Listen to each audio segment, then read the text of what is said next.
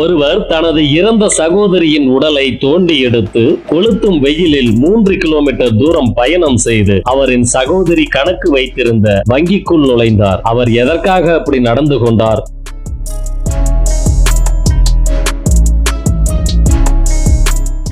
ஜித்து முண்டா என்ற அந்த நபர் கியோஞ்சர் மாவட்டத்தின் தயானாலி கிராமத்தைச் சேர்ந்தவர். அவரது சகோதரி கக்ரா முண்டா மல்லிபாசியில் உள்ள ஒடிசா கிராமின் வங்கியில் கணக்கு வைத்திருந்தார். கக்ரா முண்டா 2 மாதங்களுக்கு முன்பு இறந்து விட்டார். அவரது கணவரும் ஒரே குழந்தையும் முன்னரே இறந்து விட்டதால் ஜித்து முண்டா மட்டுமே அவருக்கு எஞ்சி இருக்கும் ஒரே உறவினராக உள்ளார். ஜித்து தன் சகோதரியின் கணக்கில் மீதம் இருந்த 19,300 எடுக்க வங்கியை அணுகிய போது கணக்கு வைத்திருப்பவர் நேரில் வர வேண்டும் அல்லது சட்டப்பூர்வ வாரிசு ஆவணங்களை சமர்ப்பிக்க வேண்டும் என்று வங்கி மேலாளர் மறுத்துவிட்டார். கல்வி அறிவற்ற பழங்குடியின மனிதரான ஜித்துவிடம் இறப்பு சான்றிதழோ அல்லது வாரிசுரிமை பத்திரங்களோ இருக்கவில்லை. சிக்கலான அந்த நடைமுறையை புரிந்து கொள்ள முடியாமல் அவர் செய்வதறியாது தவித்து திரும்பினார்.